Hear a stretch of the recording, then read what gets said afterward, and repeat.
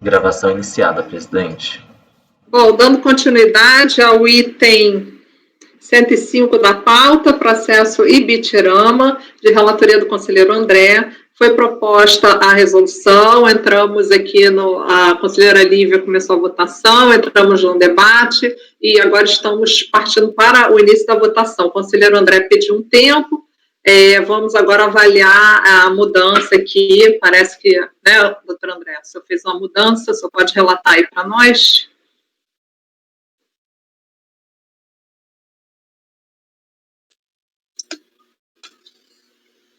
Então, senhor presidente, na verdade, a alteração só diz respeito à redação do encaminhamento. Os colegas se manifestaram desconfortáveis com o dispositivo da maneira como estava colocado, de dizer que não conhece e depois determinar a resolução. Então, eu coloquei em 2 parágrafos individuais cada um. O primeiro parágrafo me manifestando estritamente sobre o fato de o primeiro paradigma não se mostrar apto para comprovar a divergência, então é o que eu coloquei, está sinalizado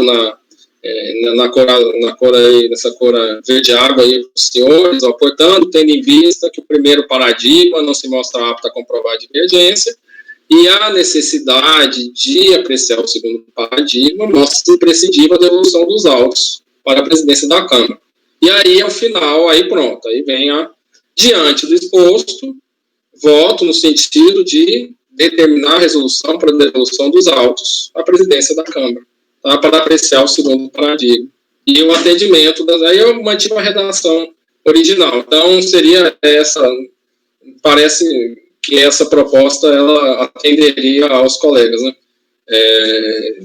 Nesse cenário em que estamos aqui, realmente, eu entendo que já superamos o espaço de saneamento, não é lá que se fala em despacho, né?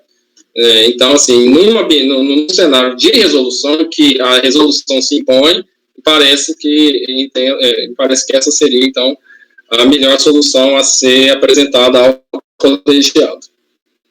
Ok, conselheira Lívia? Você jura que você acha que isso é verde água? Para mim isso é azul. Mas... Não, eu voto. Com o relator. Ok. Doutora Edelia, como vota? Com o relator. Doutora Amélia, como vota? Com o relator. Doutora Viviane? Com o relator. Doutor Tozelli, como vota? Eu acompanho o relator. Doutor Caio, como vota? Com o relator. Eu também. Então, por unanimidade de votos, foi convertido o julgamento em resolução. Nós temos voto relator, certo? É isso, número 105. Convertido em resolução. Pode falar, doutor André. Para evitar alguma eventual correção, eu vou encaminhar esse texto, tal como está no parágrafo final, para a Diaju fazer consignar na ata, tá, senhor presidente? Ok, ótimo. Vamos para o 106, que é o meu, Corumbau, já está na pasta.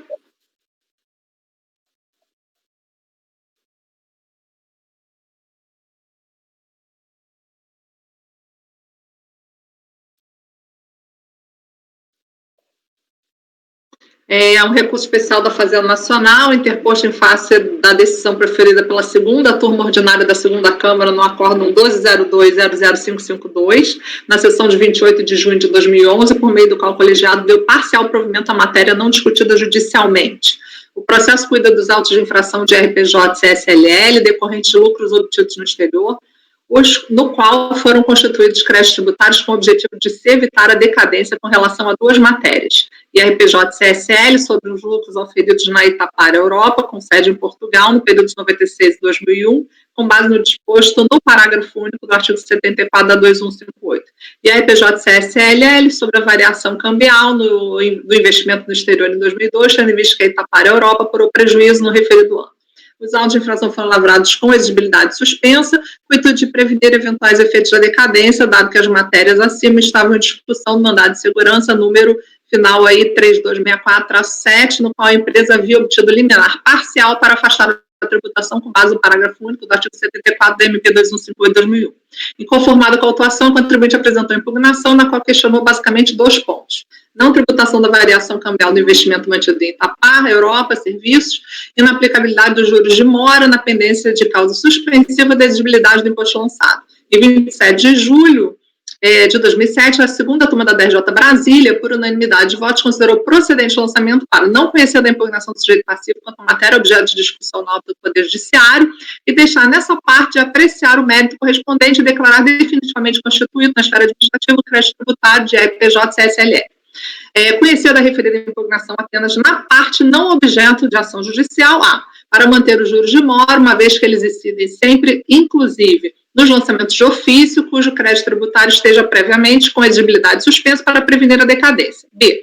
Para denegar o pedido de protesto pela juntada de outras provas, diligências e perícias, uma vez que o pedido foi formulado em desacordo com a legislação processual de regência. Com a ciência da decisão, o contribuinte apresentou recurso voluntário, no qual basicamente reiterou os argumentos da impugnação.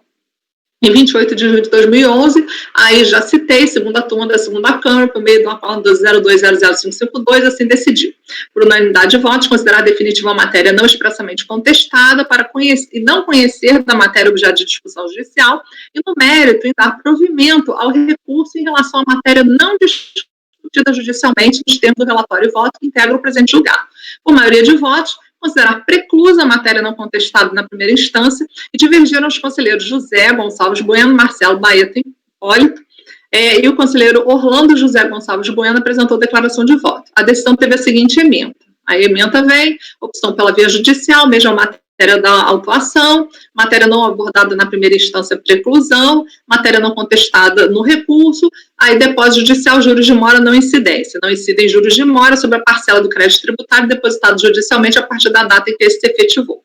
A Fazenda Nacional, com a ciência da decisão, apresentou recurso especial de divergência contra a exclusão dos juros de mora sobre a parcela objeto do depósito judicial, sob os argumentos assim sintetizados. A interpretação adotada pela decisão ora impugnada, com a devida vênia equivocada, eis que fere o disposto no 141, combinado com 1512 e artigo 161 do CTN, e artigos 61, parágrafo 34 e 63, caput, parágrafo 1º da Lei 9.430, da qual, numa interpretação sistemática, apenas considera a suspensão da exigibilidade do crédito quando o interessado realize o depósito em seu montante integral. Não caracterizada essa situação, o juros de mora continuam fluindo e cabe o lançamento da multa de ofício. Nesse sentido, analisando o caso concreto similar, já decidiu pela manutenção dos juros de mora e também pela multa de ofício, acolhendo a primeira Câmara do segundo Conselho de Contribuintes, no âmbito do acordo no 201-79.960, paradigma ora suscitado para demonstrar a divergência de interpretação dada à lei tributária. Em primeiro lugar, cumpre observar que quando o Código Tributário Nacional se refere a deprévio, faz referência expressamente ao montante integral. Em segundo lugar, quando a Lei 9.430, em atenção às disposições do Código, em especial às causas de suspensão de exigibilidade, prevê não caberá o lançamento da multa de ofício. E a defesa do diploma o faz, reportando-se expressamente não a todas as causas de suspensão de exigibilidade, mas a algumas especificamente previstas, dentre as quais não está incerta a prevista do inciso 2 do artigo 151 do CTN. Em terceiro lugar, cabe notar que os juros de mora têm previsão específica na referida lei, aliás, em dispositivo quase que imediatamente anterior àquele que trata dos débitos com exigibilidade suspensa. E, em nenhum momento, o legislador promoveu ou determinou ou autorizou exclusão ou suspensão ou não incidência dos juros em hipóteses tais como a presente. Ainda mais quando verificado que o depósito das quantias devidas foi realizado a menor, seja por ter sido realizado em quantia insuficiente, por motivos de divergências de cálculo ou outros, seja por ter sido realizado em atraso, sem os acréscimos legais devidos. E, por último, o próprio Código Tributário prescreve expressamente que os juros de mora incidirão quando o crédito tributário não for integralmente pago no vencimento, seja qual for o motivo determinante da falta. Inclusive, há uma exceção no parágrafo 2º do referido artigo, que não se refere ao depósito montante integral do débito, aliás. E mais, segundo o artigo 111 do CTN, deve-se interpretar literalmente a legislação que dispõe sobre a suspensão do crédito, mandamento que objetiva afastar qualquer ampliação do comando legal e que forçosamente leva à conclusão que o depósito montante não integral não possui o condão de suspender a exigibilidade do crédito. E assim sendo, não suspensa a exigibilidade, não cabe quaisquer das consequências legais acima alinhavadas e com mais razão descabe falar em afastar juros de mora objeto do lançamento. Portanto, conforme a análise dos autos, verifica-se que o contribuinte não depositou o valor total considerado pela autoridade fiscal. Esse fato, aliás, é reconhecido na própria decisão hostilizada. Ora, convém rememorar, pelo data de súmula 112 do STJ, que trata da matéria, o depósito somente suspende a exigibilidade do crédito tributário se for integral em dinheiro. Equivale dizer, o crédito tributário considerado integral é aquela quantia exigida pela Fazenda Pública e não aquela reconhecida pelo sujeito passivo. Com isto, chega-se à inelutável conclusão de que o lançamento realizado com a cobrança da multa de ofício e juros de mora é plenamente cabível e condizente com a legislação tributária vigente. Porquanto, a exação depositada judicialmente por não integral ao montante considerado devido pelo fisco não tem o condão de suspender o crédito tributário, sendo assim como corolário lógico e correto o procedimento adotado pela autoridade fiscal que lançou o crédito tributário no intuito de evitar a decadência com incidência dos juros de mora. Entender de outra forma resultará na declaração de inconstitucionalidade dos artigos 141, combinado com o 512, artigo 16172 CTN, o 61, parágrafo 32, 63, 9430, violados com a respeitável decisão ACO, o que é defeso por este egrégio Conselho Administrativo. Em 5 de abril, a contribuinte apresentou petição, informando que o mandado de segurança por ela impetrado transitou em julgado em 11 de março de 2013, pelo que se tornou definitivo o acordo que afastou a tributação pelo IRPJ e a CSLL nos lucros do exterior em período de 96 a 2001 e da variação cambial do investimento no exterior. Por conta de tal decisão, a interessada requer a baixa do presente processo administrativo. O recurso especial fazendário foi objeto de admissibilidade, folhas 479, que lhe deu seguimento. A contribuinte foi intimada do acordo e do recurso especial e reiterou que o mandado de segurança originalmente impetrado transitou em julgado em seu favor, razão pela qual informou que não apresentaria contrarrazões ao recurso fazendário por considerá-lo prejudicado. É o relatório. Aí no voto, eu começo o conhecimento do recurso, ao qual foi dado seguimento pelo despacho, não foi questionado pela contribuinte, até em razão das informações sobre o deslinde do mandado de segurança por ela impetrado na esfera judicial. Aí vem o artigo 67 do RICARF, eu transcrevo aqui.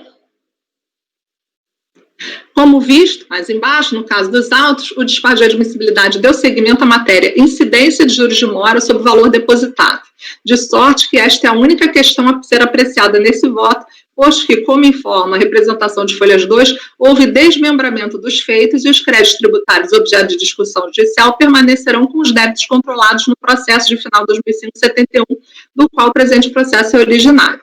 Cumpre ressaltar ainda, em relação ao argumento trazido pela interessada, no sentido de que teria ocorrido trânsito em julgado do mandado de segurança na esfera judicial, o referido despacho de admissibilidade consignou que, contudo, cumpre registrar que a contribuinte informou que transitou em julgado em 11 de 3 de 2013, sentença judicial que afastou a tributação do RPJ e CSLL exigidos por meio deste processo, tendo solicitado o cancelamento desses créditos e a baixa do processo administrativo e juntado documentos a seu requerimento que comprovariam o ocorrido.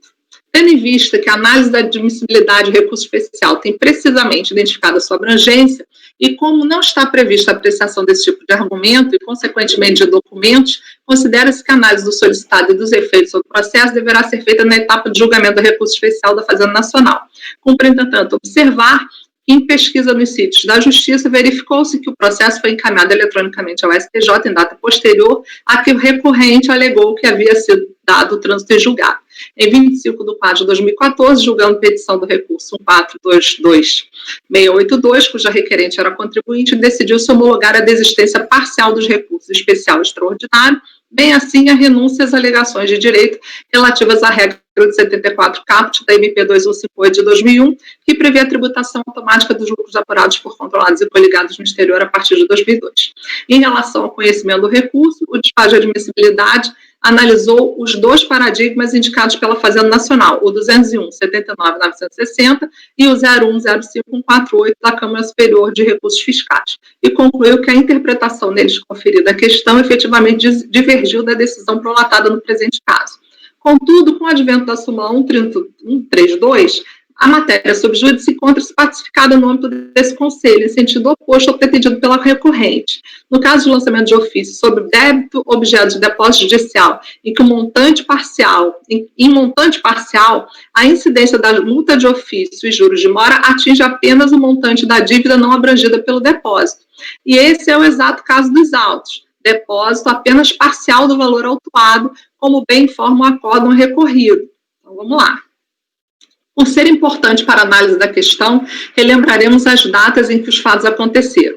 A ciência dos autos de infração ocorreu em 10 de maio de 2005, a sentença do mandado de segurança, julgando o procedente pedido, ocorreu em 20 de 9 de 2004, o depósito judicial foi feito em 20 de 4 de 2003 e a medida liminar foi expedida, aqui não completei. Já o valor depositado, R$ 1.632.658,43, folhas 94, foi assim discriminado na planilha 254, IRPJ e CSLL. Não há indicação dos juros de mora no documento de depósito em campo próprio. Resta, portanto, inconteste nos autos a existência do depósito judicial efetuado antes do lançamento fiscal, referente ao mandado de segurança final 32647, que, como se viu neste voto, contém a mesma matéria objeto da autuação. Caberia discussão para se saber o montante depositado se satisfaz integralmente o quanto devido, isso mesmo foi efetuado no prazo legal. No presente caso, o valor principal lançado do IRPJ corresponde a 3.554.562,74 e da CSLL corresponde a 1.279.642,57. Já o depósito judicial de folhas 94 e 254 foi efetuado nos valores de 1.342.608,84 para o IRPJ e 290.049,59 para a CSLL, ou seja, os valores são menores que os lançados. Nesse ponto, observo que, apesar da recorrente ter alegado que os juros de mora no período compreendido entre 31 de janeiro de 2003 e a data do depósito de 22 de abril de 2003 estariam incluídos no depósito judicial. Não existe indicação no campo próprio do documento de depósito da folha 94 do valor dos juros reclamados, restando sem comprovação de tal alegação. Em que pese verificar que dito depósito foi sido efetuado em valores menores aos lançados pela fiscalização, entendo que o valor depositado não pode ser simplesmente desprezado. E perfeitamente plausível se aceitar que, a partir do depósito judicial, a interessada fique desonerada de qualquer acréscimo legal sobre o montante depositado. Isso decorre não apenas por uma questão de lógica, pois a interessada, ao efetuar o depósito, coloca o valor à disposição do credor, saindo da situação de mora, mas também porque a interessada exerce seu pleno direito de discutir a matéria na esfera judicial. Pelo exposto, conclui que procede parcialmente a irresignação da recorrente quanto aos juros de mora exigidos na autuação, devendo os mesmos serem recalculados ao final da discussão judicial, caso o fisco saia vencedor para excluir os juros de mora da base na taxa Selic, incidente sobre o principal depositado em 22 de 4 de 2003, de 1.632.658,43, conforme comprovante do depósito judicial 94, de folhas 94, 254. Em síntese, por força da subsunção da matéria em tela ao teor da súmula CARF 132, que firmou entendimento em sentido contrário ao defendido pela recorrente, penso que não há como conhecer do recurso fazendário, razão pela qual a decisão recorrida deve ser mantida, respeitando-se por óbvio que restar decidido na discussão judicial. Sobre esse último ponto, relativo ao trânsito em julgado ou não da decisão judicial, o tema é irrelevante para a matéria, aqui em debate, dado que os créditos autuados são controlados num processo separado, 2005-71, e é no âmbito daquele feito que deve ser analisado o andamento deste mandado de segurança e o eventual desfecho para fim de aplicação do que for decidido pelos juros ora debatidos, são apenas decorrência da autuação principal, como destacado na decisão recorrida. Aí eu acho que cabe a delegacia da RF. Ante o exposto, voto por não conhecer do recurso especial apresentado pela Fazenda Nacional, nesse momento, né? Aí vamos ver, tá? É isso, é o meu voto. O senhor já está preparado para votar, conselheiro André?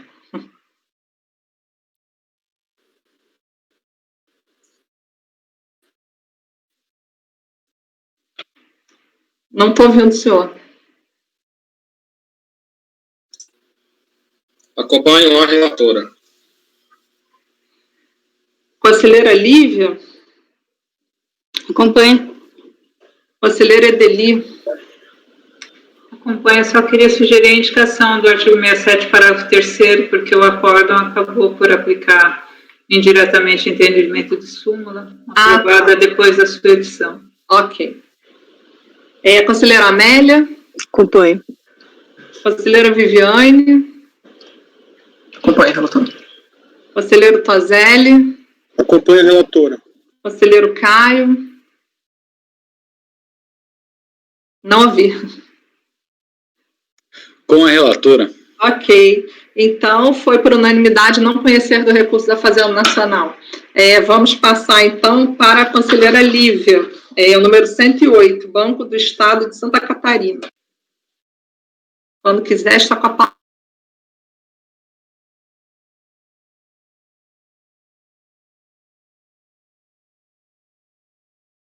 Só um minutinho que eu tentei abrir e travou tudo aqui.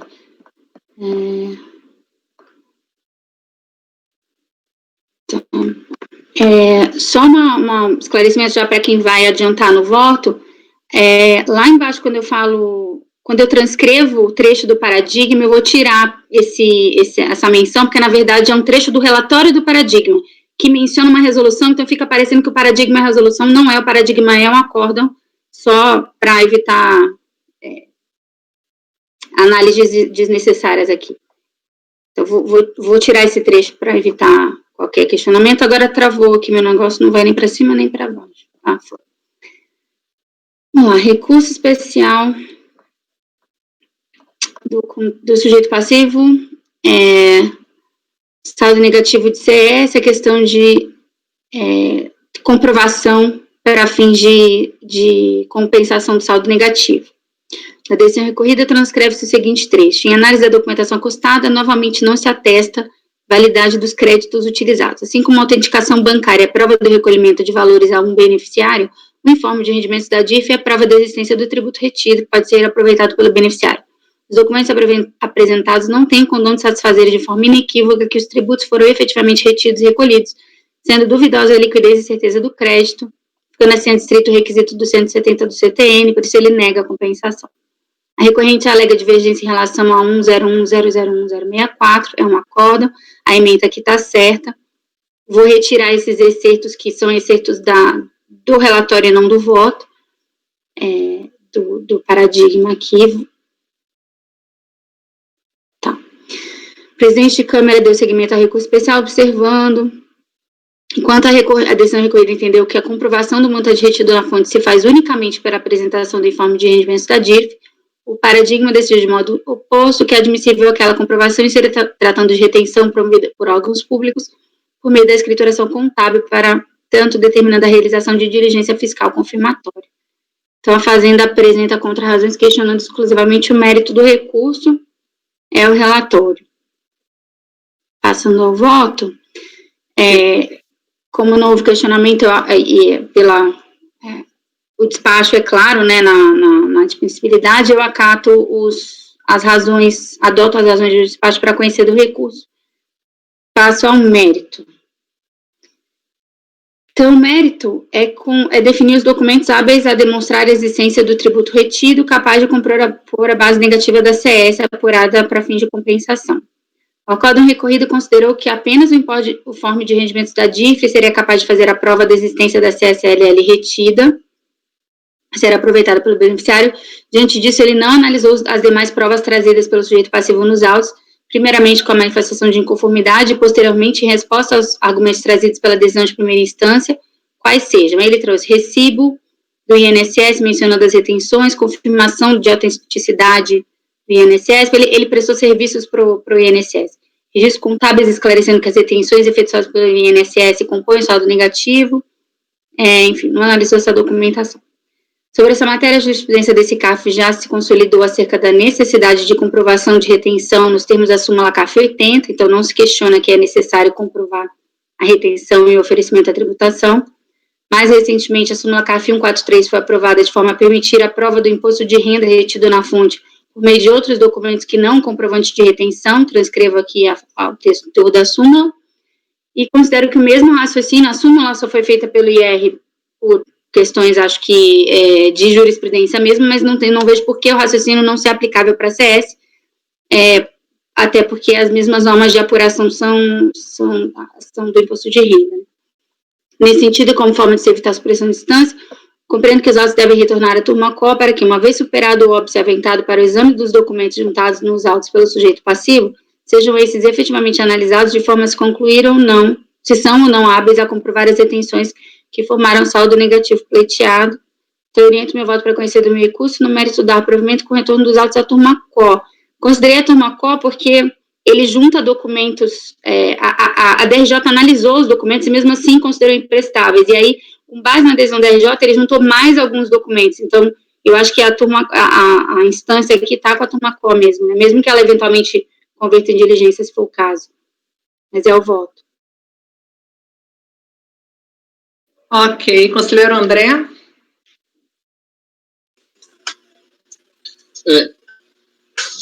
Então, vendo até rapidamente a decisão da DRJ e a decisão recorrida, as decisões, elas, ao mesmo tempo que falam que,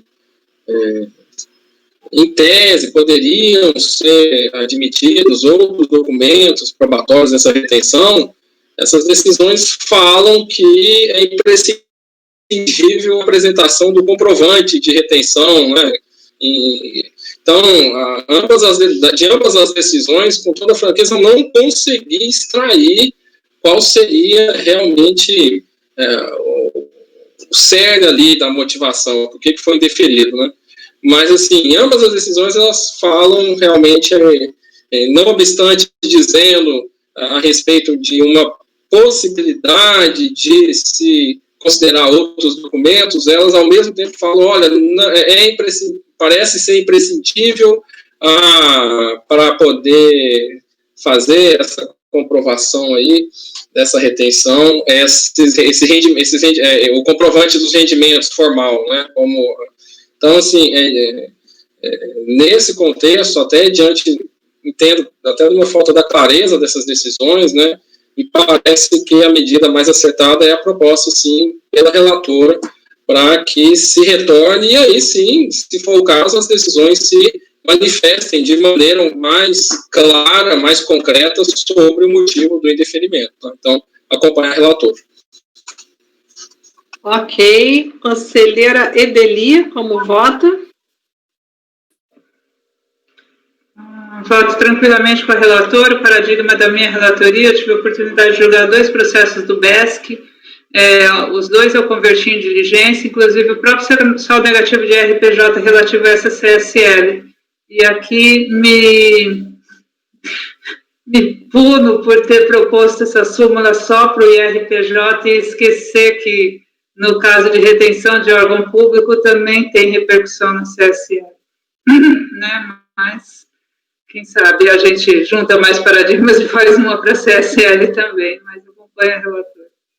Lívia, por favor. Só comentando, eu pensei que não tivessem sido localizados precedentes, por isso a súmula foi... Nem pensei, porque a legislação é do imposto de renda, né, que limita ao informe de rendimento, então nem me passou pela cabeça a extensão da CSL, e os casos são recorrentes na CSL, porque justamente são essas retenções de órgão público que não se encontra, que os órgãos públicos não fornecem os informes de rendimento e geram toda essa celeuma, né, para as decisões. Ok, conselheira Amélia, como vota? Acompanha a relatora. Conselheira Viviane, como vota? Acompanha a relatora. Conselheiro Toselli. Com a relatora. Conselheiro Caio. Com a relatora, presidente. Eu também. Então, foi conhecido por unanimidade, negado provimento por unanimidade, com retorno à instância quo. Agora, relatora, só uma pergunta, não seria parcial provimento? Foi dado provimento. Dado provimento. Ao contribuinte. Mas foi dado provimento, mas não seria parcial? Não entendi. O contribuinte pediu para voltar para a instância quo? Eu imagino que sim, eu confirmo agora, mas não coloquei isso, né? Já olho.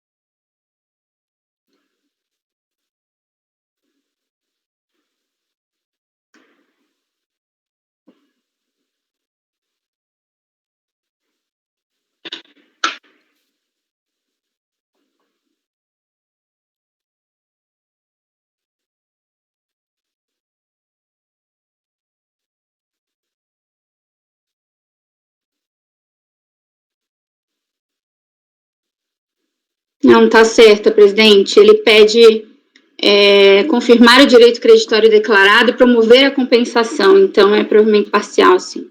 Peço desculpas. Ok. Então, gente, todo mundo concorda que é provimento parcial, tá? Por unanimidade, certo? E conhecido por unanimidade, tá? Então, tá proclamado.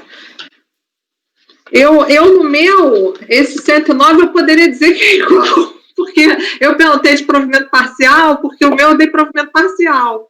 Então, mesmo meu é fonte, caso de imposto de renda retido na fonte. Então, vamos lá, é o 109. Está na pasta já, Banco Santander.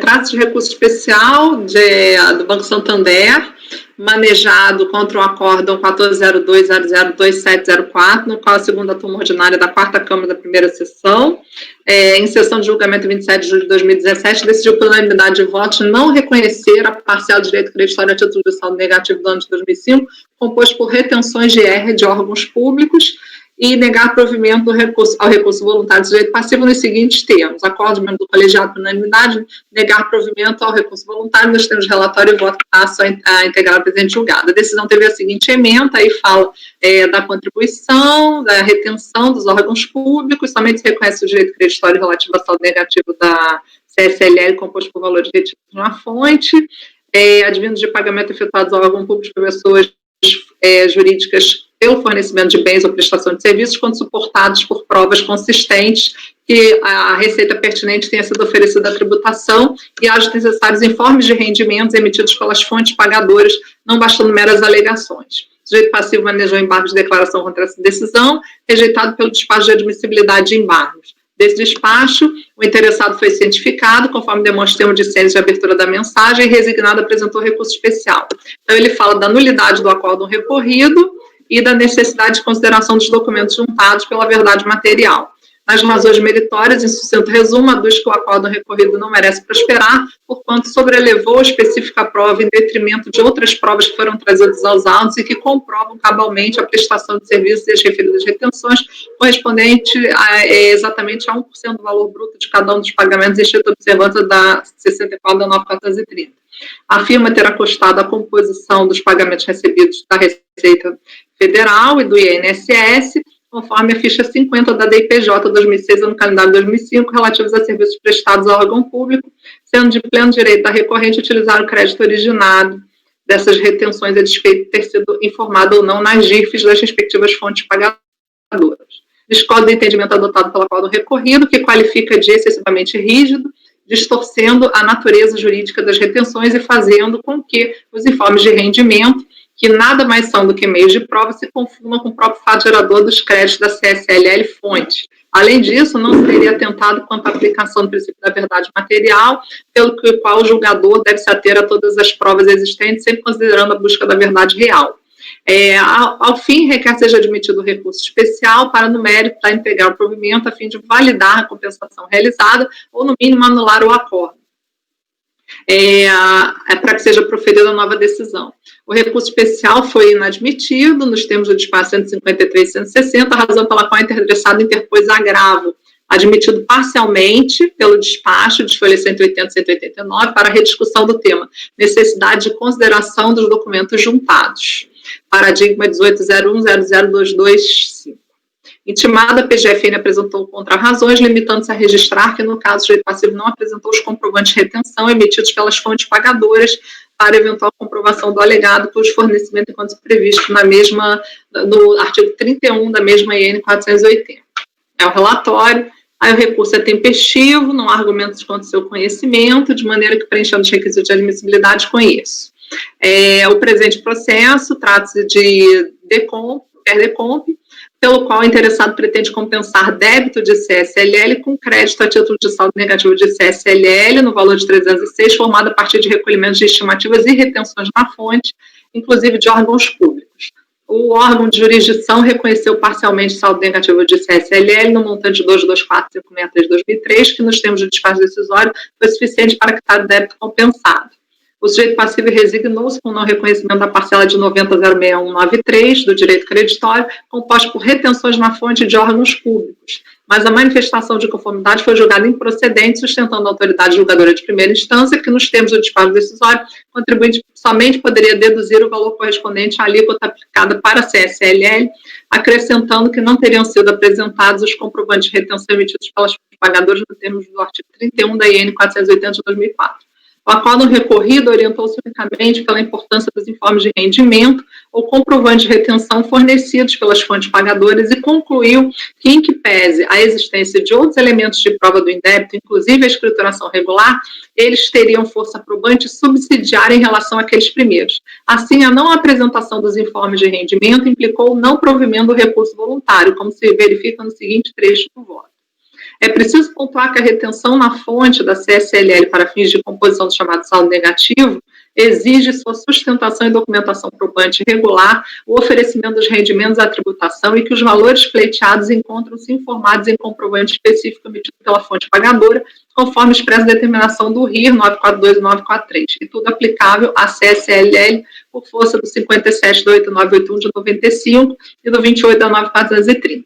Nesse contexto, ainda que outras provas, inclusive a escrituração regular do requerente, possam ter cunho probante subsidiário, é inegável a existência de norma cogente que vincula os julgadores e que dela não podem se afastar sob pena de prevaricar e invadir seara que não lhes compete, negando vigência a dispositivo plenamente válido. Efetivamente, há coincidência dos valores relacionados no recurso voluntário com os inseridos na ficha 50 da DIPJ.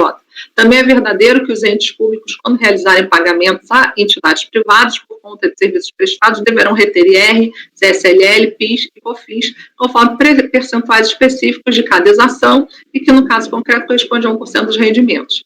Pois bem, considerando os valores já deferidos, chega-se ao valor de discussão 82.090.89, e do CNPJ de final 00141 e 81.407.49 do CNPJ 00140.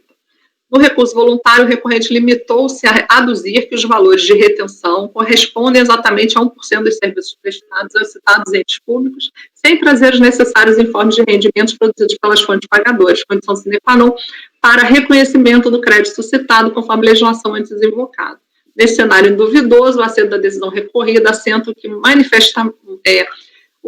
manifestante não apresentou os comprovantes de retenção emitidos pelas fontes pagadoras para eventual comprovação do alegado cujo fornecimento enquanto previsto no 31 da IN 480 de 2004. De fato, tais comprovantes não foram acostados aos autos, fragilizando a estrutura probatória, sempre lembrando que documentos, registros e informações de lavra do próprio contribuinte podem compor o rol probante de modo subsidiário, mas não suprem nem substituem os informes de rendimentos impostos por lei. Que pese essa primeira turma da Câmara Superior ter de forma recorrente analisado situações similares e se manifestado no sentido de que o sujeito passivo tem o direito de deduzir o imposto de renda retido pelas fontes pagadoras desde que incidente sobre receitas oferecidas à tributação, ainda que não tenha o comprovante de rendimentos emitido pela fonte pagadora e desde que consiga provar por outros meios sobre as retenções, a questão foi objeto de súmula do Pleno, em 3 de setembro de 2019, a súmula CARF 143, ela estabeleceu a prova do imposto de renda retido na fonte, deduzido pelo beneficiário na apuração do imposto de renda devido, não se faz exclusivamente por meio de comprovante de retenção em seu nome, emitido em seu nome pela fonte pagadora dos rendimentos. Eu trago aqui os acórdãos precedentes. Além dos precedentes invocados, acrescento o disposto no acórdão 9101-004150, proferido aí antes, né, da votação do Pleno, pelo conselheiro Rafael, e peço permissão para, adotando as razões de decidir nele exposto, transcrever os seguintes excertos que evidenciam a tese. Aí ele traz aqui todo um arrazoado em função desse caso, né, do ano de 92, mas o caso dele é de imposto de renda IRPJ, mas também gerado por retenções na fonte. Aí ele conhece, aí no final ele traz essa mesma razão de decidir do meu voto. Aí eu vou lá para baixo, trago aqui, aí no final ele apoia o acórdão recorrido, por fim analisa a comprovação relativa ao imposto de renda na fonte sobre recebimento de juros. A recorrente trouxe aos autos em relação ao mês de abril cópias de documentos denominados resumo de pagamento. da Eletrobras, nos quais estão descritos os rendimentos brutos e os valores descontados a título de OF, fonte adicional de IR, valor líquido com chancelas bancárias que estão devidamente registrados no livro diário, cujas cópias constam dos autos. Com relação ao rendimento creditado no mês de agosto de 92, apresentou cópia do recibo de pagamento de juros e aviso de crédito do Banco Banespa, com o mesmo detalhamento de valores, devidamente registrado no livro diário. Não foram apresentados comprovantes do rendimento recebido no mês de dezembro de 92, conforme consta demonstrativo de folhas 43. Embora o rendimento e respectiva fonte estejam contabilizados no livro diário, entendo que esta operação não está suficientemente comprovada pela recorrente, devendo ser mantida a glosa do fonte no pedido de restituição. Os valores do rendimento e imposto de renda na fonte de comprovação estão descritos no quadro abaixo. Assim, entendo que deve ser reconhecido o direito creditório de 156,51 FIA em relativo ao fonte retido sobre rendimentos recebidos das obrigações da Eletrobras. Aí ele negou o provimento ao recurso da Fazenda. Realmente não há como prejudicar o contribuinte por falha, infração cometida por outro. No caso, negar o direito de aproveitamento de retenção na fonte sofrida pelo beneficiário de um rendimento em razão da fonte pagadora descumprir o dever instrumental de emitir e lhe fornecer o respectivo comprovante de rendimentos de retenção na fonte. Não há como impor um ônus para um contribuinte cujo atendimento depende única e exclusivamente da conduta a ser praticada por outro contribuinte. Se a fonte pagadora não emite o respectivo comprovante, ou se o beneficiário do pagamento não tem como obter esse documento da fonte pagadora, não se pode negar ao beneficiário o pagamento do direito ao aproveitamento da retenção. A regra geral é de que os contribuintes somente deduzam retenções que estejam paradas por informes de rendimentos emitidos pelas fontes pagadoras. Esse documento basta para que seja reconhecido o direito de aproveitamento de retenção, a menos que haja alguma fraude na emissão no informe de rendimento ou algo semelhante. Mas, da mesma maneira que o informe de rendimentos não pode ter o valor absoluto em favor do beneficiário, a ausência desse documento também não pode ter efeito absoluto contra ele. Então, o voto da soma transcrita evidencia, inclusive, que nem sempre há uma correspondência perfeita entre os comprovantes de retenção que o beneficiário do pagamento recebe da fonte pagadora e as informações que a fonte pagadora presta à Receita Federal com a apresentação da DIRF. Que há casos em que pode haver a DIRF e não haver a emissão do comprovante de retenção e vice-versa, e que isso normalmente não prejudica o reconhecimento do direito creditório pelas delegacias da Receita Federal. Em relação ao próprio caso sob exame, o acordo recorrido esclarece que as retenções que foram reconhecidas pela Delegacia da Receita Federal foram a partir dos bancos de dados da Receita, informações extraídas da DIRF, e não dos informes de rendimento que a contribuinte recebeu de suas fontes pagadoras. Aí, eu vou mais à frente. Feitas essas considerações finais, voto no sentido de dar parcial provimento, para afastar o entendimento de que a retenção não pode ser comprovada por outros meios que não da apresentação do informe de rendimentos, devolvendo a turma qual para o proferimento de nova decisão. Então, ele deu provimento parcial também. Devo observar que, no presente caso, não se discutiu a razão da não apresentação pelo sujeito passivo dos respectivos informes de rendimento. Se foi o caso de não fornecimento desses elementos pela fonte pagadora ou de qualquer outro motivo. Penso, contudo, que não há que perquirir desta situação nesse julgamento, porque, em que pese ter sido mencionado, mas adotado como fundamento de decidir, denota-se que ela não influenciou na tese adotada no resultado daquele julgamento. Uma vez superada a questão de que os informes de julgamento de rendimento são o único meio de se provar as retenções, os autos devem retornar ao colegiado de origem para que este promova novo julgamento, pronunciando-se acerca do valor probante dos demais elementos de prova apresentados pela defesa e sua capacidade para promover o indébito a título de CSLL retida na fonte dos órgãos públicos, conforme estabelecido na súmula CARF 143. Em razão do exposto, encaminho o sentido exatamente esse, de dar provimento parcial com o retorno à instância ACO. É o meu voto. Conselheiro André. Conselheiro Caio quer falar. Vou passar a palavra para o conselheiro Caio antes do... Por favor, conselheiro Caio, pode falar. Bota a mão aqui, pode falar.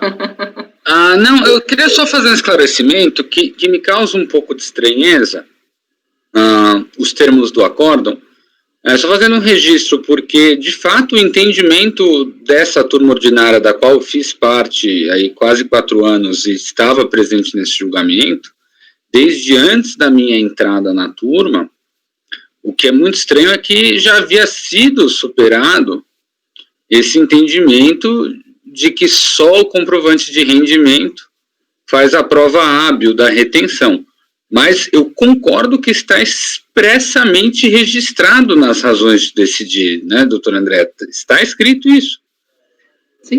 O que eu acho que pode ter acontecido, às vezes é não sei, uma minuta antiga, olhando para a ementa, isso que é curioso, a ementa não está expressando isso. E até o que eu lembro desse julgamento até, né, é que foi uma questão de que os documentos que estavam lá presentes eram insuficientes, ok? E realmente eu garanto, vocês podem pegar a jurisprudência da época, a turma, ela, pelo menos a partir de 2016, eu garanto que ela não tinha esse entendimento da prova exclusiva pela retenção. Mas, aí que eu vou fazer essa ressalva. Você é senhor do que você escreve até o momento que você está escrevendo. Uma vez que ele foi escrito, ele vai gerar os efeitos do hermeneuta, do intérprete. Então, eu só estou fazendo esse esclarecimento, que esse não é o entendimento da turma, durante anos, não era. E eu acho que tem até um indício de que houve alguma confusão, que sempre acontece, é normal, não prejudicou ninguém, entre ementa, né, você vê que a ementa não está propriamente pondo este entendimento, que acabou sendo objeto de, mas eu concordo que você não pode se basear numa informação de como era o entendimento dominante, para não dizer que esse acórdão foi escrito dessa forma. Então eu acho que ele tem que ser processado como se, de fato, realmente foi adotado esse entendimento. Então, presidente, antes da votação, só queria fazer esse esclarecimento, tá bom? Ok, tá bom. Conselheiro André?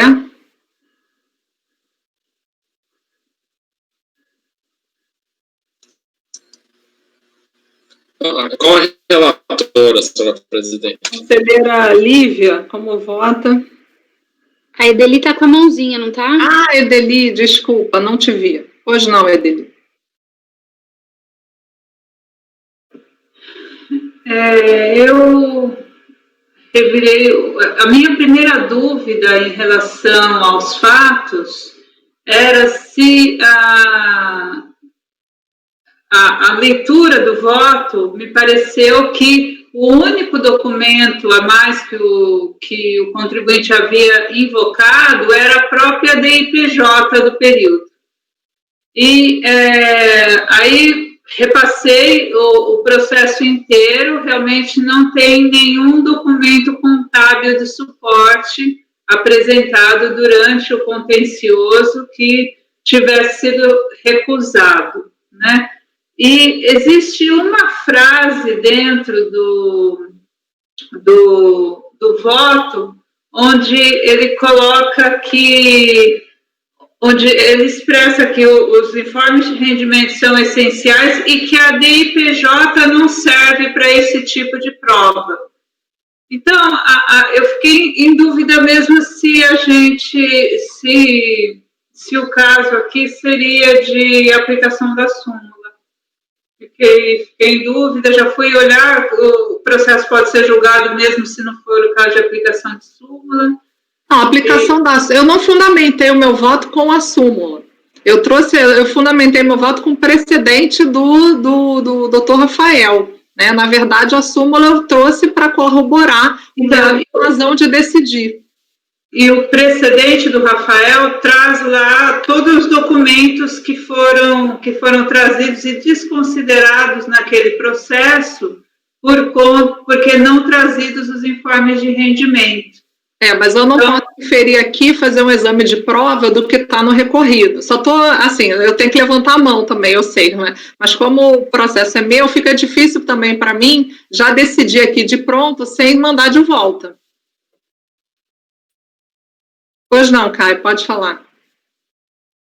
Presidente, eu acho que a gente está alinhado nesse sentido. Eu te entendo, porque ainda, e também entendo as ponderações da Edeli. Como eu participei de julgamento, eu tenho quase certeza, e eu sei que isso não é técnico, de que exatamente o motivo que foi da rejeição foi exatamente isso, porque o que foi trazido foi a DIPJ, e a DIPJ em si não basta.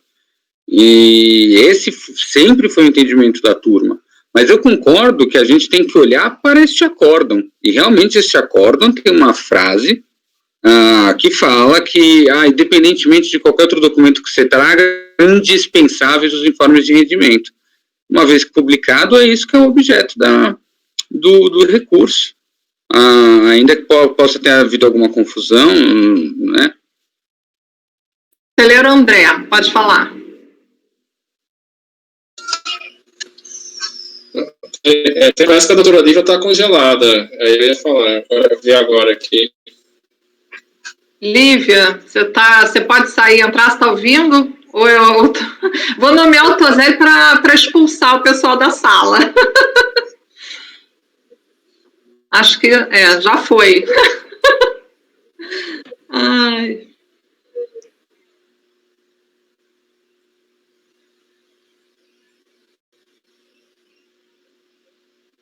Deixa a Lívia voltar, Tozelli, e aí você fala, é sobre o processo? Mas na verdade é só uma coisa que eu vi aqui, presidente, no relatório, logo no primeiro parágrafo, eu acho que na verdade você escreveu lá composto por retenções de IR. Saldo negativo. É verdade, verdade. Não é IR, só para... Ok, é verdade. Tanto que eu, na hora eu achei que era IR. Pode falar, deixa a Lívia voltar, André.